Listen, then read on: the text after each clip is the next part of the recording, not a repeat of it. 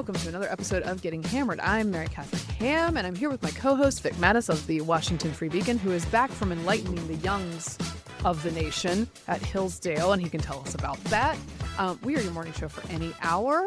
We're going to talk about a bunch of stuff today. We have Pope news. Obviously, we have a Catholic correspondent. We have Sunny Hostin saying insane things again. You're going to get $5K for having a baby. Is it enough? And then some tariff talk as usual, plus Dems remain in disarray despite the honeymoon being a little iffy for Donald Trump right now. Okay, but before all that, how's it going? Hello, Mary Catherine. It's great to be back. Heard you had a great show. We did. We're lucky to have Karen Vates, who is a literacy and curriculum expert who I followed during the COVID days because she was one of the trustworthy, that's right, courageous people who spoke out about school openings. And so I follow her to learn about what's going on with K-12 learning, and she had some bright spots to tell us about. So it's always nice to hear that. Terrific. Yeah. And I was out there as well among the youngs, as you were saying. With the youngs. I was invited by John Miller, who teaches journalism and writing at Hillsdale College, and he hosted me and met with his advanced writing class. So I was there for 3 days at Hillsdale College. Brought my son since he's now looking at colleges, and it's funny because he actually ran into a couple kids who went to a school. And nice. So they're like, "Hey, what are you doing here?" And they chatted for a little bit and got together. The kids are so thoughtful, but also very young. Yes, when you train them in your method, what you have to do is take martini glasses and just fill them with water for the youngs. Yes, that's right. But just to give them the feel of what writing looks like. What it looks like. This is how it's made. So I mean, it's not pretty. Yeah. They looked at it and it's like, I've been. They call it an aquatini. That's just water. It's just water. It's just a prop, really. With a twist. But it was great to meet them. Really, really smart kids and thoughtful. It's one of these colleges that, it's considered by so many now, the general take is, it's a conservative school.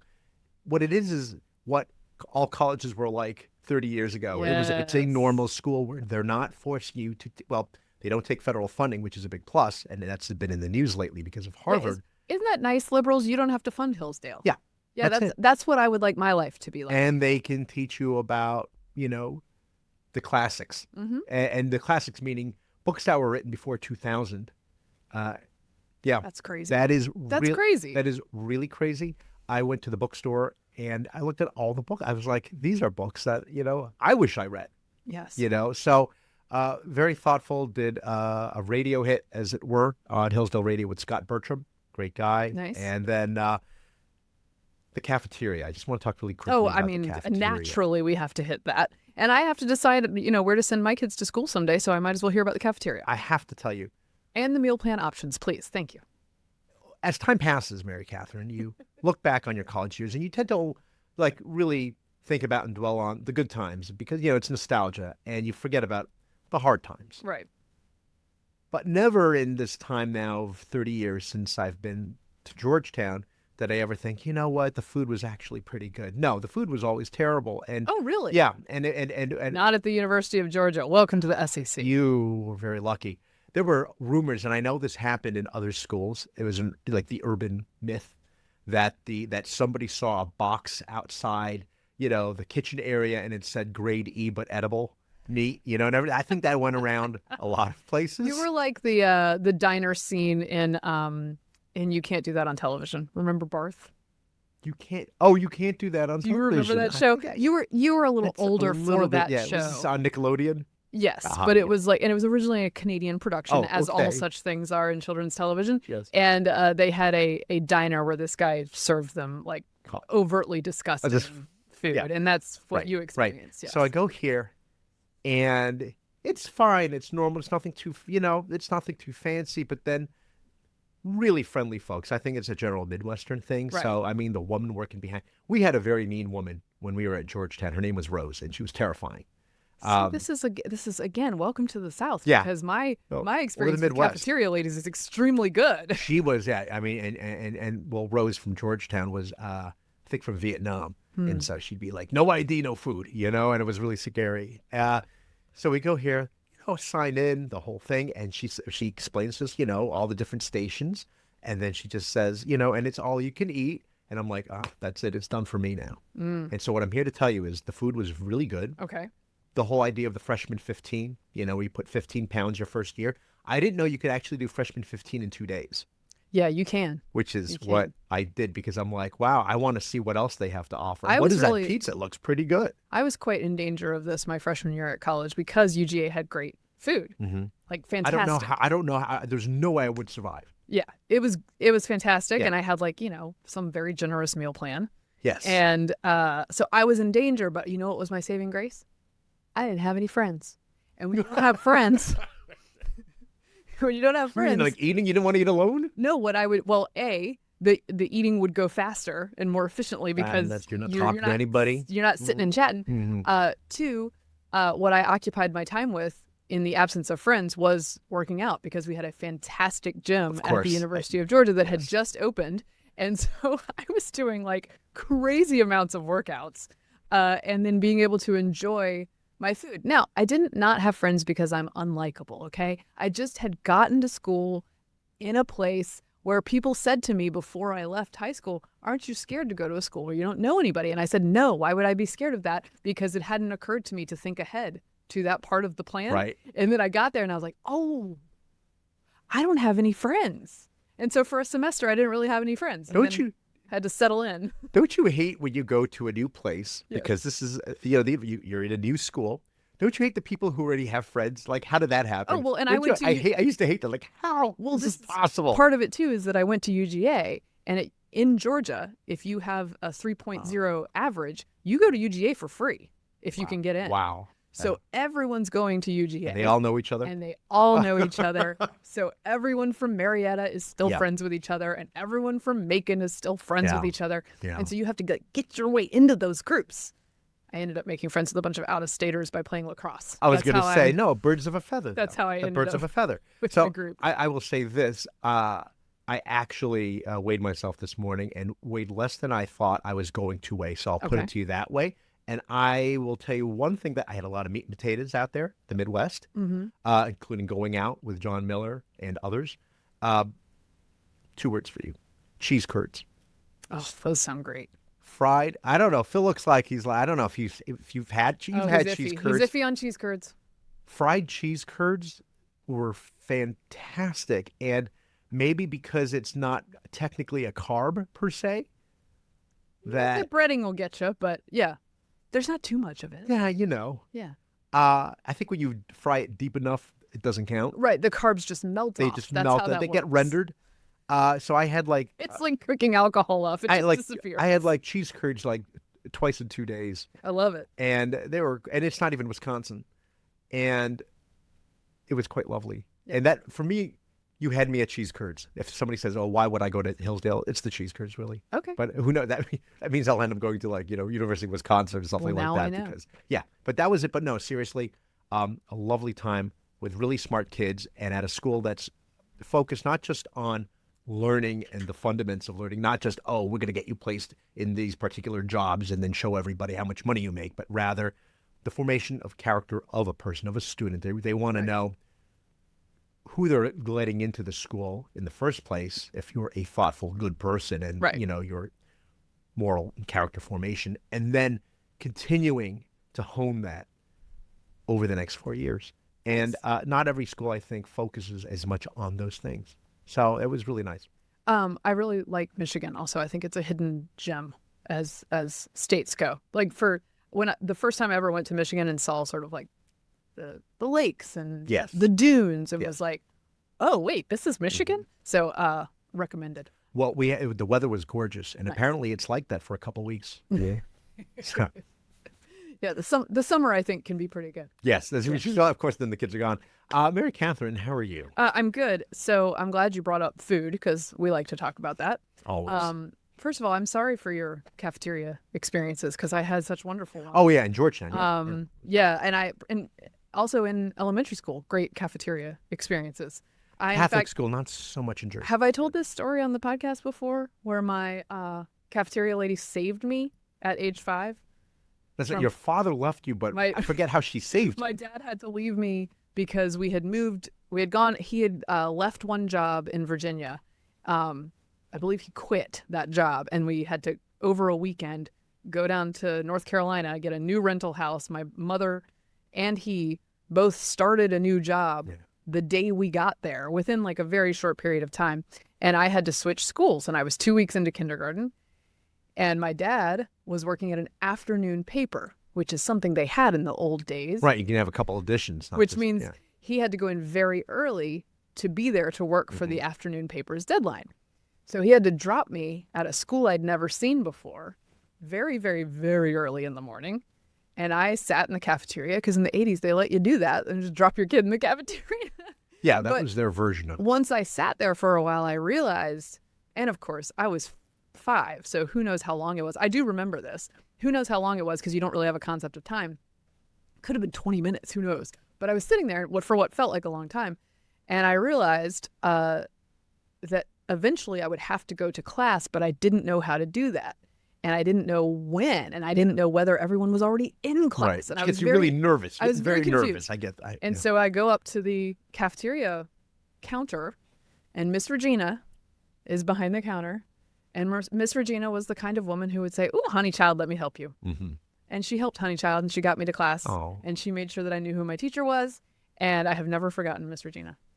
Well, it's funny. Yours was Miss Regina, and in our grade school was Sister Jean Spenna, who was the gym teacher, and they would monitor you. You couldn't leave, much like in the Army. You had your tray. You could take what you want, but you got to finish it, and you're not allowed to go into the playground until everything is cleaned off your tray. Which meant for me, when I discovered that I thought the potato salad was mashed potatoes, and I had never had potato salad cold before, and I'm like, I'm missing out on the playground. I just took that and put it in my pocket. Oh my gosh.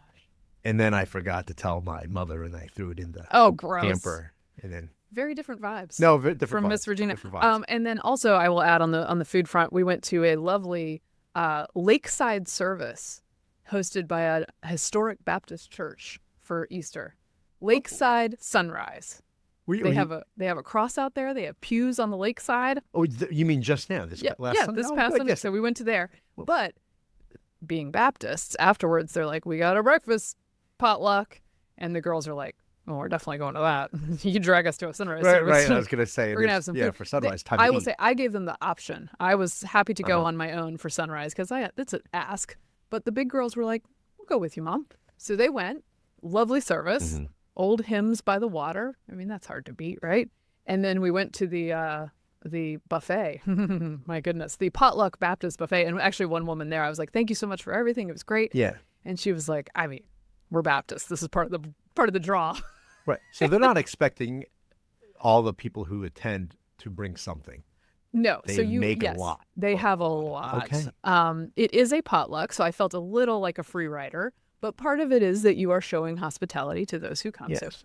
So we went to the fellowship hall, and we went through the line. And I have to say, the grits, some of the best grits I've ever had. And I've eaten a lot of grits in my lifetime. Sure. So fantastic grits. I'll go again, 5 stars. And then also innovation. This Baptist church had a tray of donuts cut in half. So regular donut cut in half. Yes. So you can like imagine a bagel, an arc. or like a half of a donut, like not length, like a. No, not like a bagel. Oh, halfway, so it's like kind of rainbow shaped, yes, like arch shaped. Set up on a tray with a donut hole beside it and a little sign in the donut that says "He is risen," because it was an empty tomb donut. It was adorable. Wow. It was adorable. Like I honestly, that could convert people right there. That is some good. That is really ministry. Plus, because you're using dough and the dough is risen. It's true. It's so beautiful. Anyway, okay. So that was my Easter. Lovely. We had a good time. Good. And I got like one picture of the kids sort of looking at me. So, mission accomplished. Okay. So we've talked about a lot of food. We've talked about a lot of holidays. Let's move on to the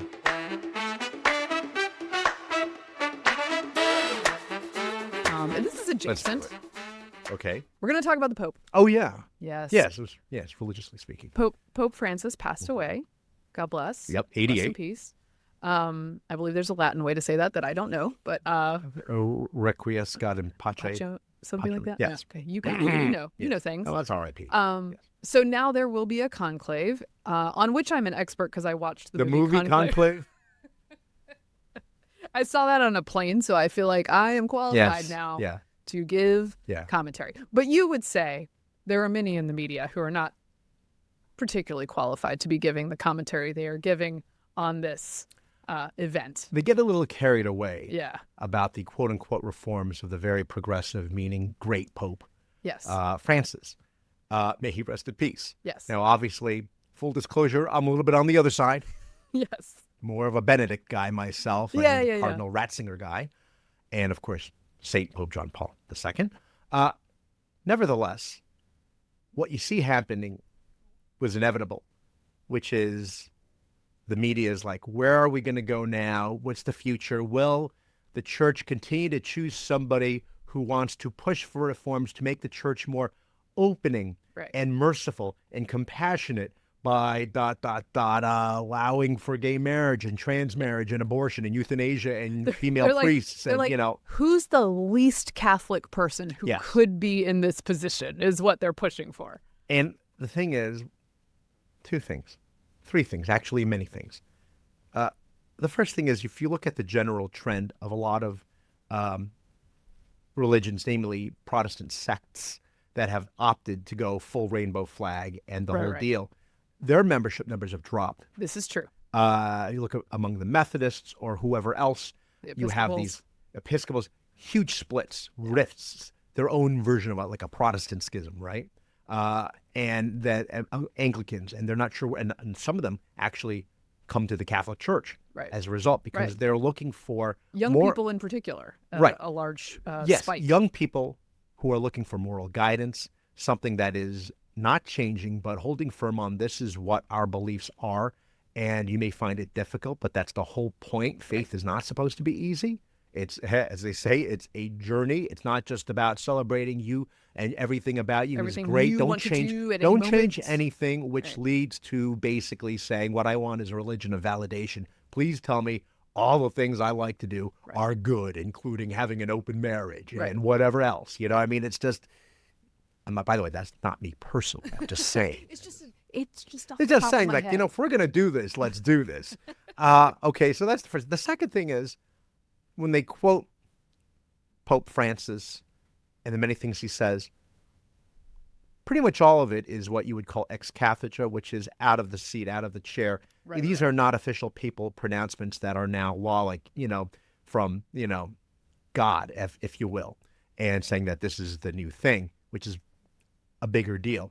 These are, when he talks off the cuff, look, he was a socialist by nature, coming from Argentina, so he is not a fan of capitalism. He was big on trying to end the war in the Middle East, but being very critical of Israel. Climate change talk. A lot of climate change talk, and that's one of the things that the media also talked about, how this Pope, he was so important for climate change. What does that mean? Because he said, let's pray for climate change, or did he, as the Pope, install solar panels on churches? Right. I mean, what are we talking about here?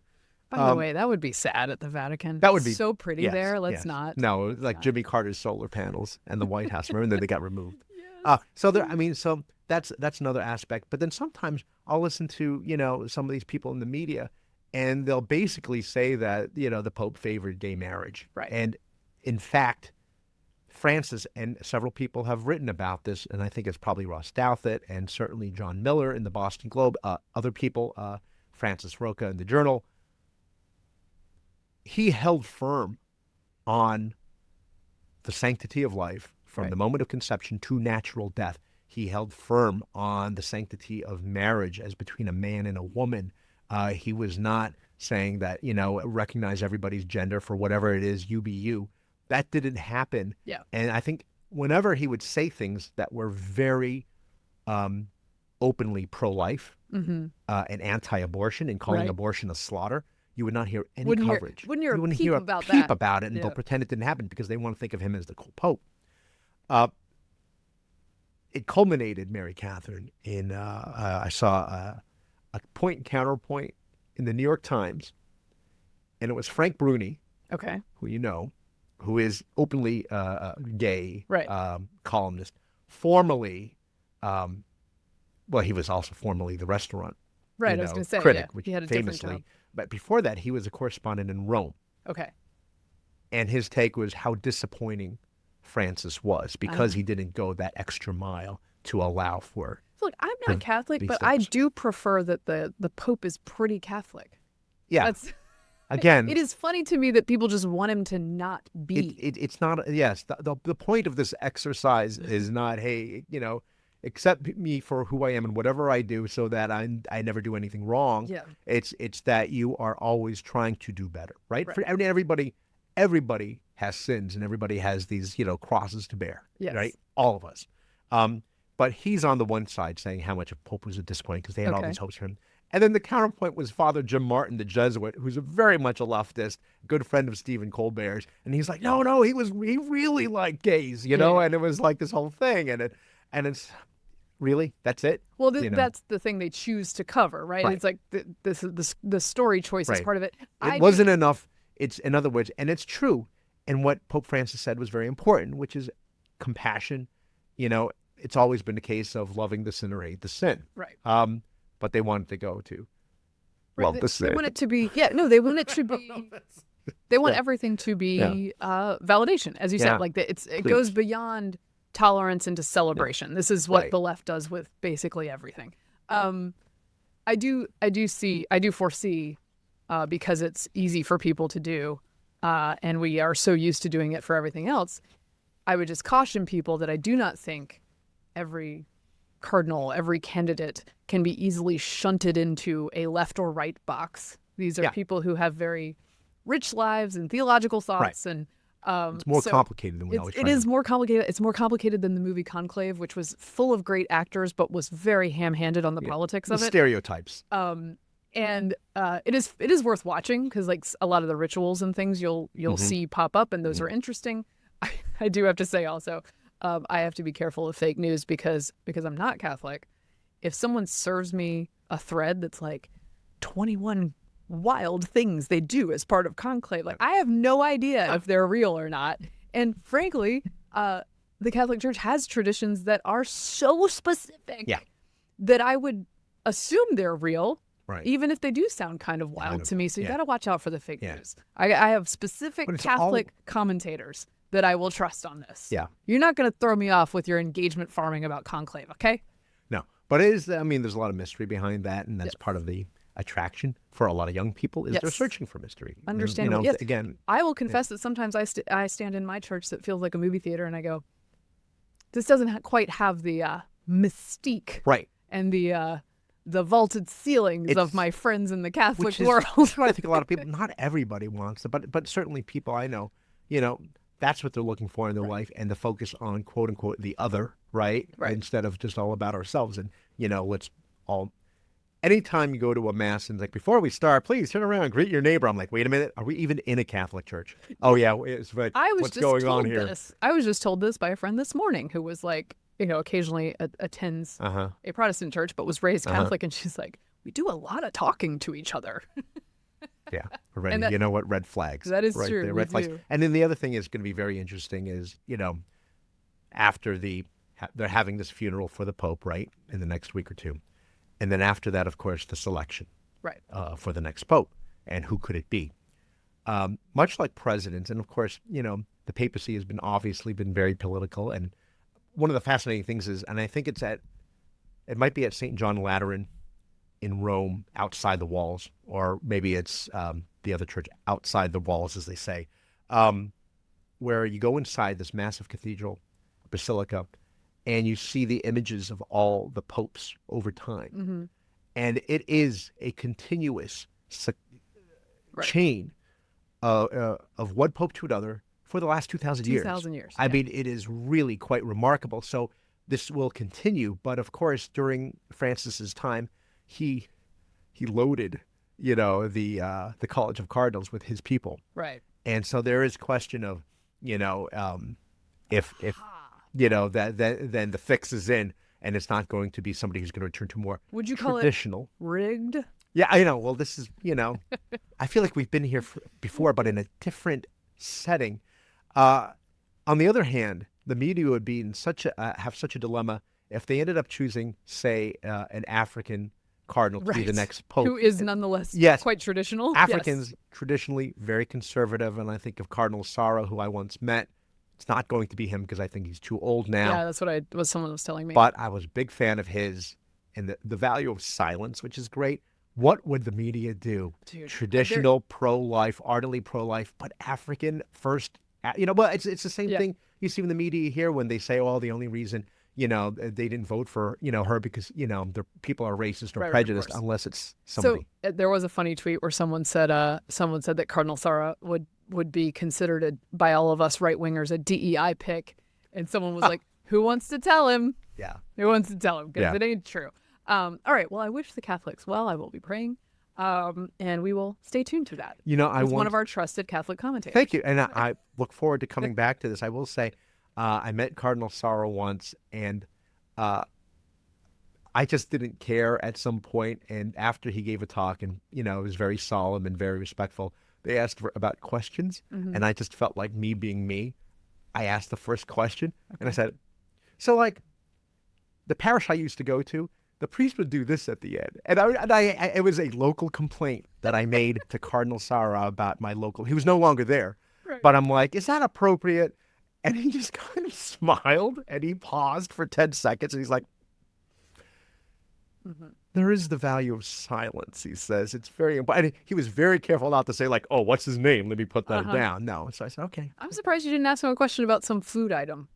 So good for you. No, thank you. I know. I did not meet Pope Francis, but I had the opportunity to go to an event at the White House. Do you remember when he came in 2015? Yes. So this is, apologies, a little bit sad. He arrived to the U.S. for a visit to the White House, Pope Francis did, on September 23rd, 2015. My husband had passed away on September 19th. I was going to say you remember the date very well. And this, of course, became sort of a public thing and a news story. And our family kindly was invited by the Obama White House to go to this event where the Pope spoke. Right. And where Jake had worked at. And because Jake had worked at the White House. And I pondered this and thought, is it rude to turn down an invitation to the White House?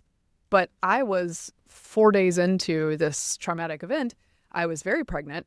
And I pictured, and I think smartly I took this tack. I was like, I pictured myself standing in a security line, being there very early in the morning, going to a very many hours long event. And I said, you know what? That's not for me right now, but I will send one of my good Catholic friends in my stead. Oh. And so a friend of mine got to go and see the Pope. He did talk only about climate change, but nonetheless, it was a beautiful day. Yeah, I was going to say on the White House lawn with Pope Francis. I was going to say, had you the counterfactual, had you actually gone? Yeah, I'm picturing you at the end saying, "Well, that was a waste." It's just like. It was a lovely day and a beautiful. You're on the lawn at the White House, so there's much to be said for it. That was my friend Kelly, by the way, who has co-hosted the show with me before. So she got to go and see Pope Francis. I think wisely took a pass on that day. I don't think I would have physically been up for that. So. It wasn't the right time. Yeah, it wasn't. Anyway, that was my brush with the Pope. Okay. So, shall we move on to the next subject, which is we're going to do some kid-related news. Number one, the Trump administration throwing around this idea of a $5K baby bonus for having the kids as a way of incentivizing birth in this country. What do we think of this? Well, aside from the fact that I need back pay. Yeah. You do need. You're going to hit the jackpot if they decide to make this retroactive for the last, I don't know what, 15 years, 10 to 15 years. I really need it to be retroactive. Yeah, that's going to be trillions of dollars to marry Katharine. The birth rate is well below in the United States, as much as in a lot of the industrialized and Western countries, obviously, but also in the Far East. Any country that starts to do well, right? Of course, those numbers go down.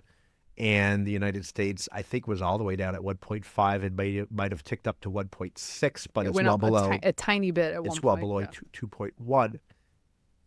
Small countries have tried this, and you would think they'd have more interesting, more concrete, definitive results, if you will, because you're dealing with a smaller population to see how effective these things are. Singapore, South Korea, incentives to have young people have more kids, even with financial incentives. They haven't worked. Yeah.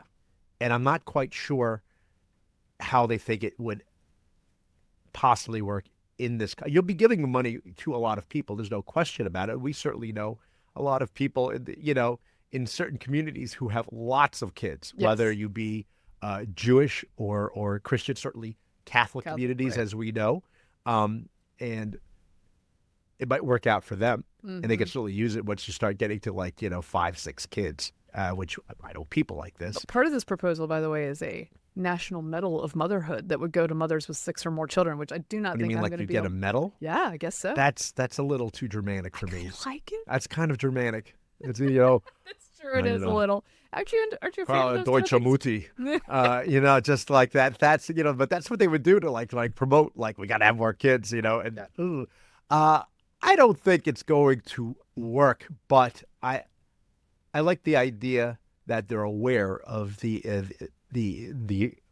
impending emergency, because eventually, in the graying of our society, we're going to have not enough young people taking care of old people unless they're, in Japan, what are they going to do? Robots? I mean, and again. Well, and because our Social Security system is built on the idea that the current workers fund the current retirees. Yeah, like it would be like back in the 30s, whatever it was, 4, 5, 6 workers per one retiree, and now it's what, 2? It's like 1.5 or something. Yeah, our ratio is not good, and would continue to get worse. This is one of the things I tell liberals who are like, "Ew, stop talking about having babies."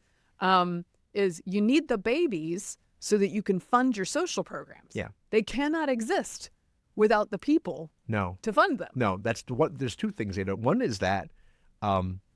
They don't understand how important it is for the replacement rate. Right. And the second thing is when I say replacement rate of humans, I don't mean of Sal. We're going to get to somebody else here who has a very dark take on this. You just mean in general. Yes, right? yes. Okay. But then the second thing, of course, is there are still people who are firmly convinced we're having a population explosion. Like there's too many. I mean, people that's on Earth. crazy. That's crazy. Yeah. Okay. So what are your thoughts? By the way, there were people. There were people who, at the height of the population boom bust argument, that there were too many and there was this ticking time bomb. Yeah. There were people who made life decisions based on that they would not have children. Yeah, sure, because they had read. How tragic. Yeah. But can we also just note that the idea of having babies is this is how species survive? Yeah. It's not controversial. Yeah. In order for the species to survive, of the species, which is exactly a huge, even primary part of why you're here. Yeah.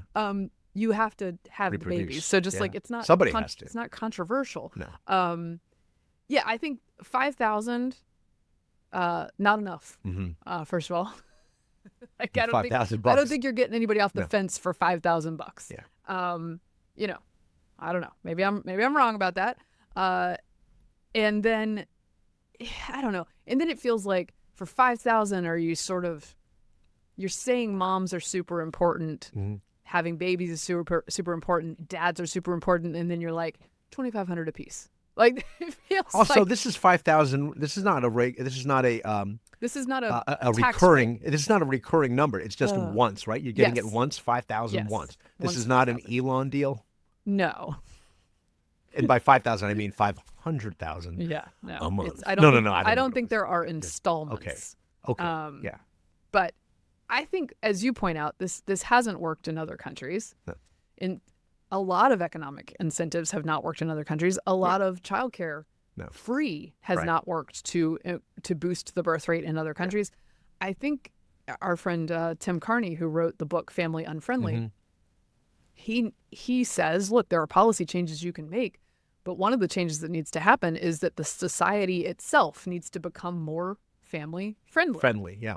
And that's, I think, the thing that changes people's minds, and also the PR on behalf of motherhood in general. Speaking as a mother, of course, dadhood needs its own agent as well, but the messaging is just so harsh sometimes about how you're giving up your life forever, and it's such a slog. Well, and you see people talk about this on social media, obviously, and Instagram and other places about how they would rather not, because they think that they're it's a pollutant on the planet. It's an environmental hazard having humans. I mean, that's just... And that is, and I believe David Hogg, who is the number 2 at the Democratic National Committee Yes. now, at the ripe old age of 25, said, and you can find his tweet about this from some time ago, where he'd rather than have children, he'd rather drive around his Porsche.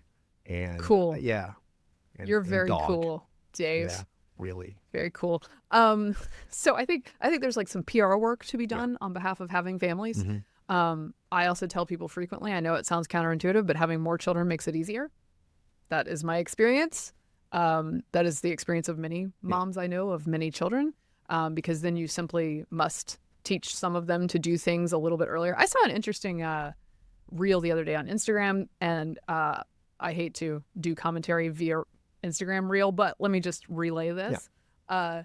It was a tip for moms of young kids that said, think of something that your kid absolutely can do on his or her own that you're still doing for them. And then think of something that they're on the cusp of being able to do that you're still doing for them, and abandon both of them. And just see and what have your kids do the thing, because this is the process of parenting. And every time you do that, unless it's something like very close to your heart, there are some moms who are like, I just like to make lunch for my kid. I'm not that mom, right? It's not my thing. Unless it's very close to your heart, this is the process. They got to learn to do the next thing. And it makes your life easier. I shouldn't be doing this, but I do it anyway. I can tell the kids to do this. Right. But sometimes I just end up being like, you know what, I'm just going to set the table myself. I like to do it my way.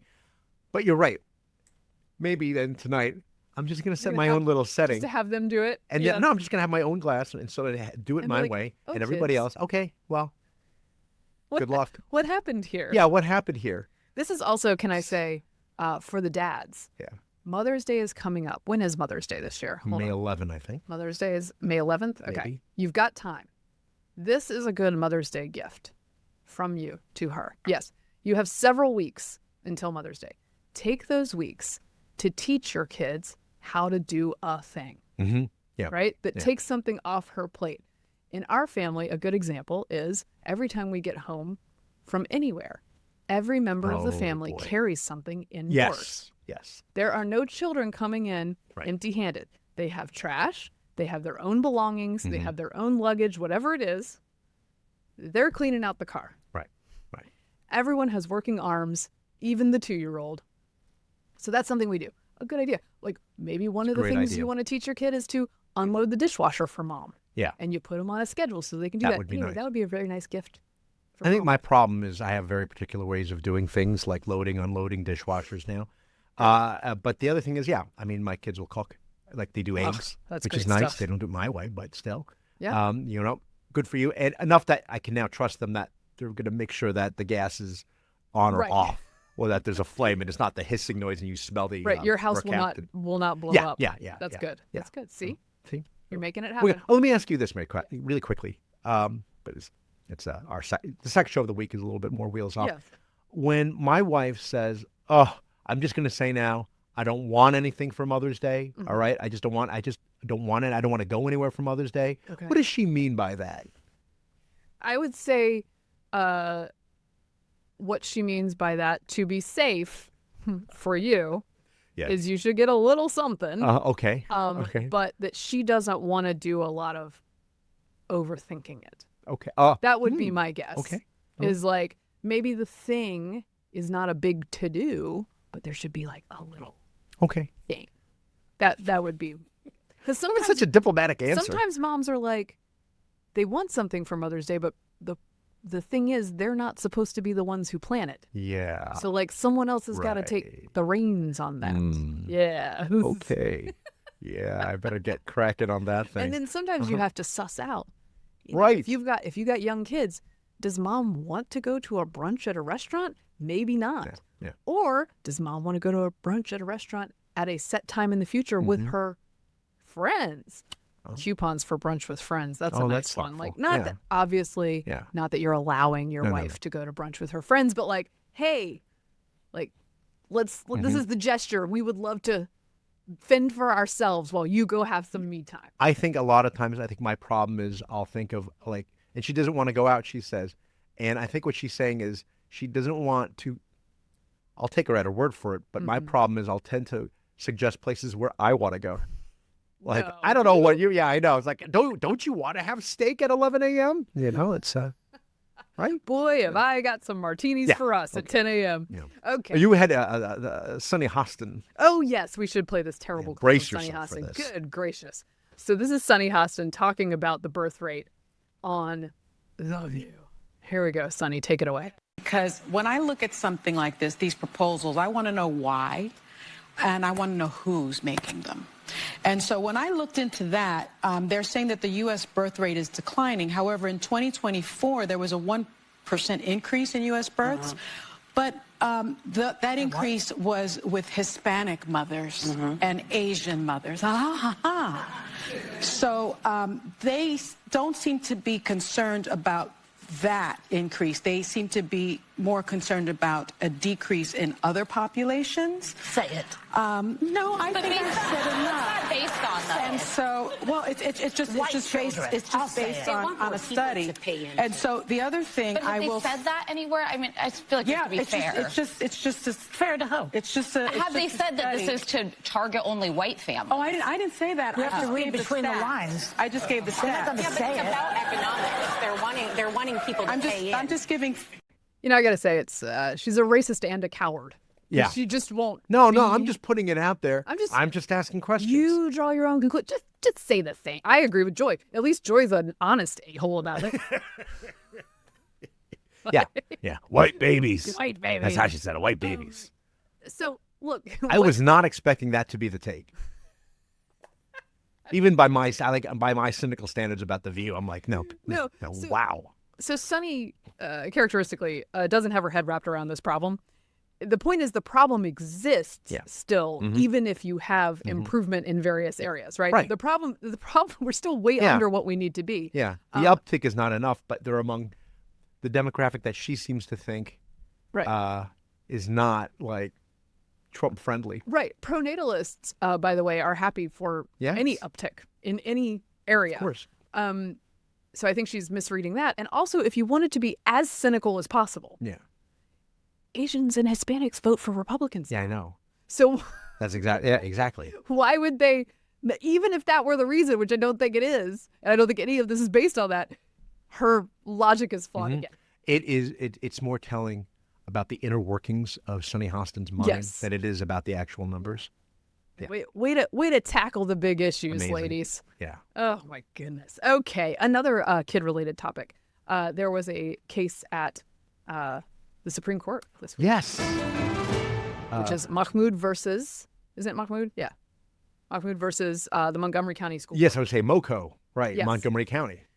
This is a case nearby, in the DMV, as they say, where Montgomery County Schools had installed a bunch of kid literature and kid instruction that was gender and sexuality based. Right, and Montgomery County is very liberal. It's in the it's Bethesda in that area, Right.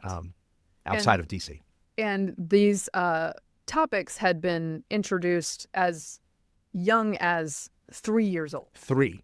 Now, obviously, there wasn't a section on human sexuality for 3-year-olds, but there were books introduced, one in particular called Pride Puppy, that introduced these concepts very young. Then in elementary school, there were various offerings and parts of the curriculum that did the same. And a bunch of parents in this very liberal area came together, Muslims, Jews, Christians, Protestants, Catholics, everybody, secular folks who are not interested in sexual content for their 3-year-olds. You don't have to be religious to think, wait a minute. What are we doing here? They came together and said, hey, school board, we're opting out of this. We don't like this for our kids. And the school board was like, nah, we made a new rule. You can't opt out anymore. Because these it's like county boards. It's the same thing with Arlington. County boards, school boards, they have enormous power and they get voted in, year out. So they feel like they can do whatever they want. Yeah. So they were the opt-out was revoked. And this lost at lower court levels. Basically, the district court or the district court, said no, parents actually do have to be forced to put their kids through these lessons. I will give you, in addition to Pride Puppy, There's Rainbow Revolutionaries, 50 LGBTQ plus people who made history. And then there's one that is Born Ready, the true story of a boy named Penelope. Okay. All of these subjects are things that... And children must learn this now. They have to be introduced. You have to be exposed to this now. How are babies made? Well, that's like to later on. You don't need to know about that. Well, and I feel like I'm medium low key on stuff like this. Like if my kids came across Pride Puppy in the wild, I'm not going to be like, oh my God, cover their eyes. We'll figure it out. But the point is, it's my thing. Yeah. It's not your thing to dictate. And I think a lot of people, as you know, even on the left, are openly admitting, well, I mean, I wouldn't show it to my kids, but I think that they're allowed to do this. Just not mine. I'm glad you brought that up because Randy Weingarten is one of the people who says a little something along those lines. So I will play this for you. She was talking to Martha McCallum about this. On Fox. And one of the inconveniences for the lawyer for the school board while he was discussing this with the Supreme Court justices is that all of the Supreme Court justices were familiar with the books. Yeah. Because this is what they do. They say, aha, these prudes, these conservatives, these book banners. Stodgy old. They just want to get rid of these books. And particularly at the high school level, when you have these graphic novels that are like actually pornographic in many cases. Yeah. This is my favorite move by parents, by the way, is when they go to the school board meeting and read the content to the school board. And at the middle school and high school levels, the offerings are so obscene that the school board's like, whoa, you can't read that here on mic. So I think that rather you can't read that here. We only do that to the kids in the classroom. The 6-year-olds, not here among the 40 and 50-year-olds. That's disgusting. What are you doing? Now these children's books for the younger kids are much less problematic than the ones for the older. Yeah, you were thinking about like genderqueer. Yes. Like that, They're much less problematic, but same trick, which is that the left is always like, oh, like what's the big deal? There's nothing to see here. Right. And then the justices read the books and were like, well, seems like there's a little something to see here. Yep. So Weingarten sort of understands that this is the situation. So she's asked about this by Martha McCallum on Fox. I want to read this with, but, just as an example, my pronouns are like the weather. They change depending on how I feel, and that's okay because they're my words. Sometimes I use all the pronouns I can think of, just as one example here. Let me put it this way, Go ahead. Martha, and I think that this will be shocking to you. These would not be the books I would be reading as a classroom teacher to kids who are 4 to 6 years old.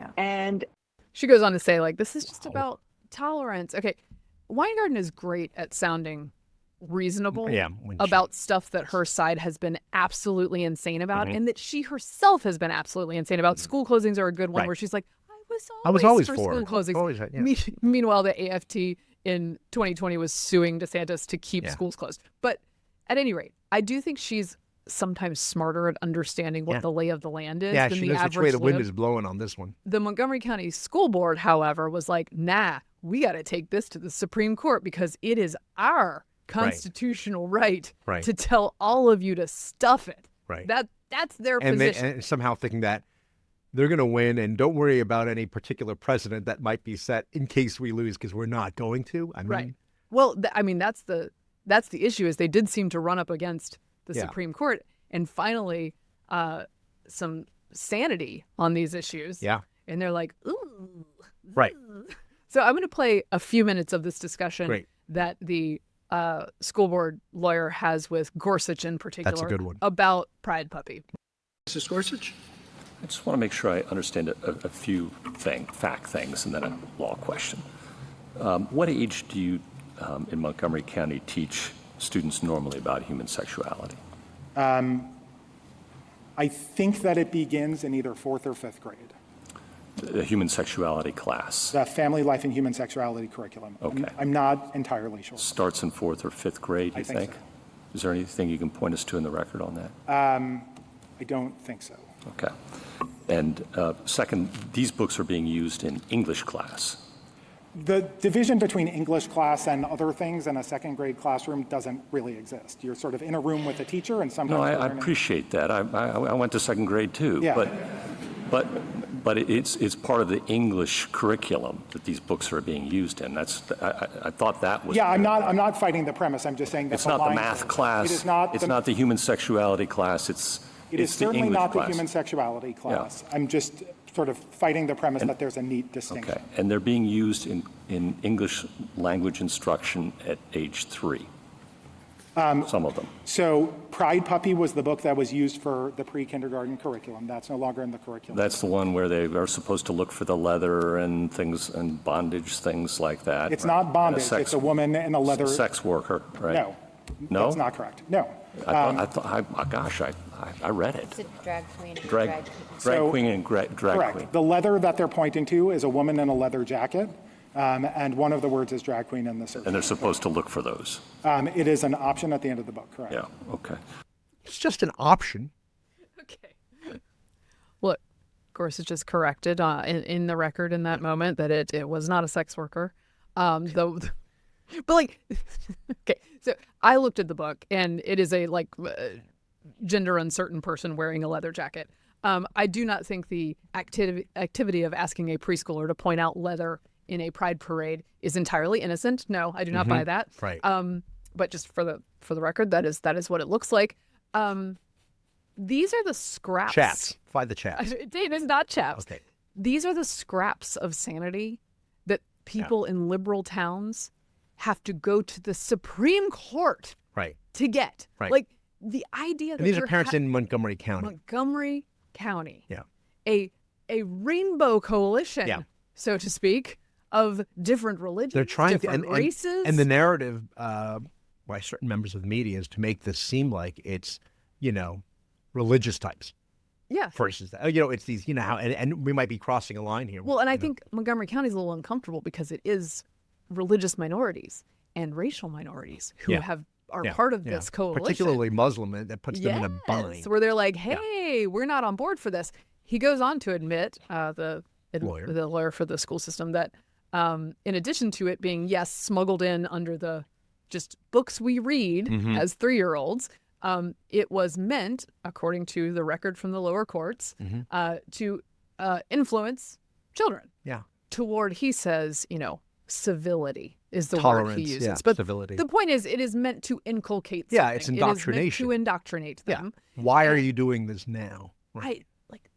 This is why Trump won. I know I'm being simplistic, but the idea that you have to fight this hard for not the right to ban something from the curriculum. They're not actually asking for that. In this case, what they're asking for is an opt-out. Yeah. That's it. And even Elena Kagan was pushing back against this, which makes me think that when a decision is finally rendered, it could be at least 7-2. We might have a 7-2. It would be nice to have a decisive victory on this because it seems like a real no-brainer. Also, is this really the hill you want to die on? Well, I believe that Alito or someone actually asked that question of the lawyer. Really? Was like, is this? No, it was Kavanaugh. Who was like, is this actually the hill you want to die on? Because I feel like it was like Montgomery County and Maryland were actually founded based on religious freedom. This was a place where Catholics escaped to come to the U.S. And I'm just misunderstanding where this lies in the history and the tradition of Maryland and Montgomery County. And because they're so driven. The lawyer's just like,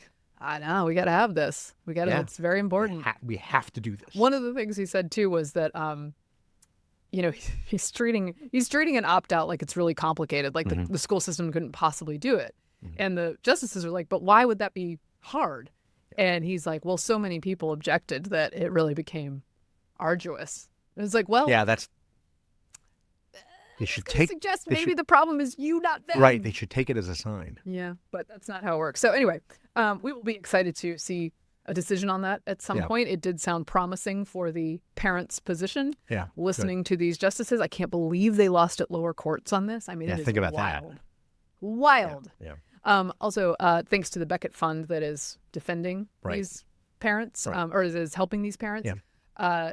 Props to them. There are, by some estimates, the school board has spent probably upwards of $1 million and more to run this case through the courts. Right. So congrats on that use of taxpayer money. Well done, everybody. By the way, this is to your point that you were saying earlier about On your point about Hillsdale, I have a similar one on this case, which is that you said about Hillsdale that this is what normal colleges used to look like, but you have to go to an explicitly conservative college to get what normal used to look like. Right.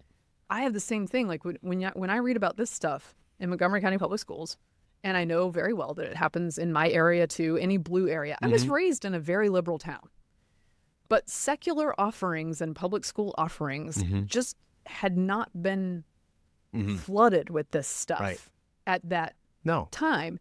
And now, and I never imagined that I would be this person, now the safe bet for your kids, and I've been burned a couple times, the safe bet for your kids, even if you're not particularly religious, I happen to be, but is to put them in explicitly religious or explicitly conservative activities because those default to what normal was in the 90s. Which apparently was a terrible time. Yeah. Like if you send your kid to Christian Girl Scouts, they're just going to make a God's eye and get a cake baking badge, right? Like normal thing. Go camping. Right. They're not going to get a bunch of extra indoctrination along the way. And then the same thing at the college level where, there are a lot of hard to get into institutions that have required courses on whether it be settler colonialism or social justice. You have to, and very hardcore leftist professors, I've heard. Well, and like what are you actually learning at that point? You talk about people being thoughtful. Yeah. And at that point, you're just learning to be a soldier That's for right. one side. That's right. And because God forbid you disagree with the professor. Good luck with that. Lord, good luck to you with that. Yeah. I mean, I was a loudmouth and I did it, but it was much easier back then. And I was at the University of Georgia. You still had to speak up for yourself. That's right. She's not like that now, by the way. I just keep my mouth closed. Okay. We're running out of time. We got to pick something. One more thing or no? We talked about so many things I today. know, we did. We can always save it for We had lots of next thoughts. week. It's gonna continue. What do you want to We do Player's choice. by next week, will there be any trade deals done on the tariff front? I'll tell you this. Okay. Big news. What's that? Because J.D. Vance, as you know, was in India. Yes. They have gotten a deal with Modi to have a deal about talking about the possibility of having talks about an agreement on trade. Okay. So I know that like Peter Navarro, others talked about 90 deals in 90 days. We're not quite there yet, but we are beginning to have talks about having talks about trade deals. Okay. Let me just say this, Mary Katharine, really quickly. Back in the day when I worked at the Weekly Standard, me and several of my contemporary younger colleagues used to say about some of our older bosses who will remain nameless when they wanted to change things up at the last moment, just fix, instead of doing this, we're going to do this instead. Right. And we were involved deep in the weeds of layout, whether it be Quark Express or Adobe InDesign. Quark. Oh my Quark, gosh. And I used to say, does so-and-so think all that's required is you press a button? Because that's my sense. And that's my sense with Trump now. And I love my bosses, believe me. But it was an old thing. It was like an old person thing at the time. Yeah. Now I'm old and I think this. But I get the sense with Trump, he thinks that these trade deals can be, we'll just come up with a thing, we'll sign it, we're done. Now, if somebody has to do the work, and they're beginning to realize that it's much harder than it seems. Well, and that the interim is painful. Yeah.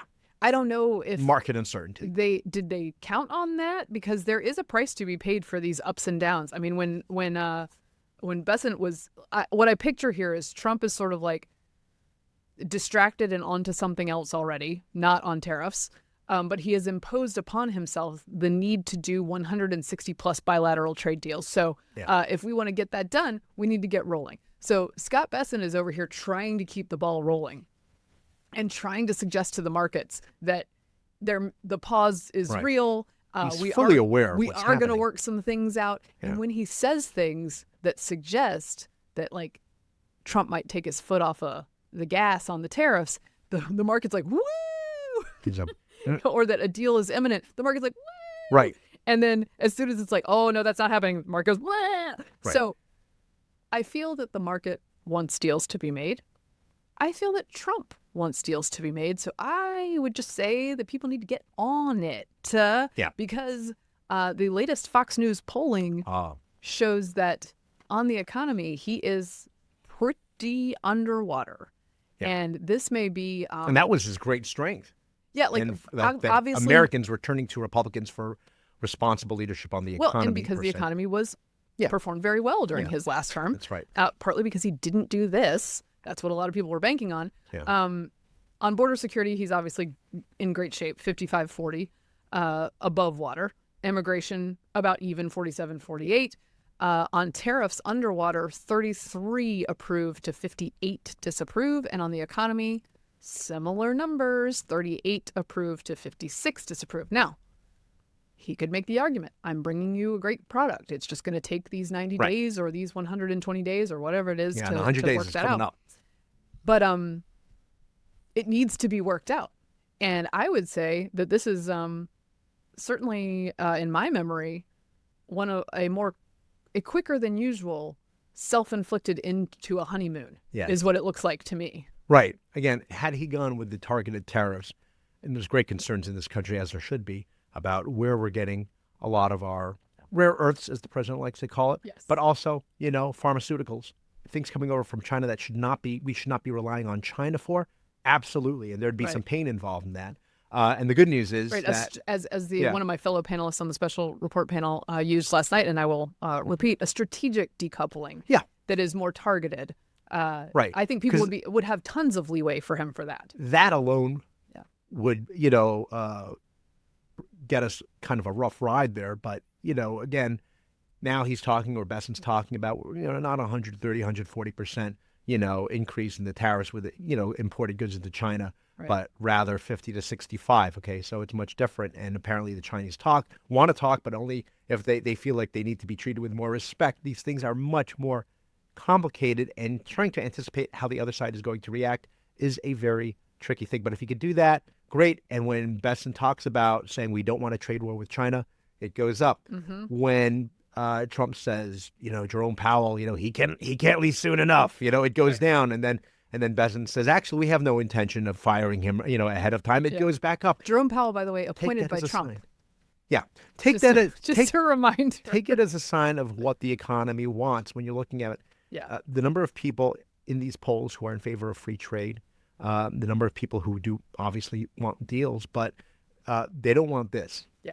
Also, we have to remember that many of the Democrats who are now pro-free trade are simply negatively partisanly polarized into liking free trade, and they will abandon that as soon as Trump is on a different side of the issue. Suddenly would love to have some free traders among the Democratic Party, but I don't think we're getting that. Yeah, absolutely. Anyway, proceed with caution and also quickly, because some deals got to get done for people to start feeling better. And then also quickly for next week, Ukraine.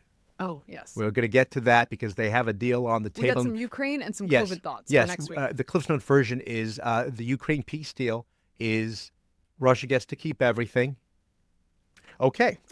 By the way, if we could do that deal plus the Iran deal that's just JCPOA again, would be fantastic. Just a certain amount of enrichment of uranium, according to Steve Witkoff, who said, whoops, no, he didn't mean that. Yeah, let's hope he didn't mean that. Okay. Let's wrap it up. That wraps up this episode of Getting Hammered. Remember, you can subscribe to us on iTunes, Google Play, and YouTube, and you can follow me on Twitter at Victorina Mattis. I'm at MK Hammer on X, at MK Hammer Time on Instagram. You can follow the show at Getting Hammered Podcast on YouTube and Instagram. And if you haven't listened to Karen Vates, it is a little bit wonkier, different vibe of an episode, but it's very interesting to hear the bright spots in American literacy and how they can be copied all over the nation and should be. So maybe you can work on that in your own states. It gives you something to look out for. So thank you for getting hammered responsibly. This has been a Nebulous Media Podcast.